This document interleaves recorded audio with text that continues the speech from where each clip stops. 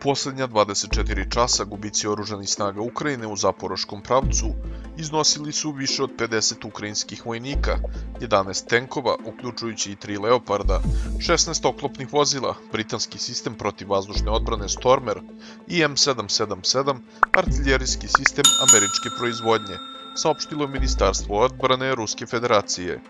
U pravcu Donjecka likvidirano je oko 310 ukrajinskih vojnika, uništena su 2 tenka, 2 borbena vozila, 2 haubice Mista B, haubica D30, kao i 2 skladišta oružja. U pravcu Kupjanska likvidirano je oko 30 ukrajinskih vojnika, uništeni su i samohodni topovi Krab, poljske proizvodnje i M109 Paladin, američke proizvodnje, kao i haubica D20. Na pravcu Krasnog limana likvidirano je više od 50 ukrajinskih vojnika, uništena su 2 tenka, borbena vozila, samohodni topovi Gvozdika, 2 haubice D30 i 1 D20. U pravcu Hersona likvidirano je više od 30 ukrajinskih vojnika, uništen je PVO sistem OSA-AKM, samohodni top Gvozdika i haubica Mista B.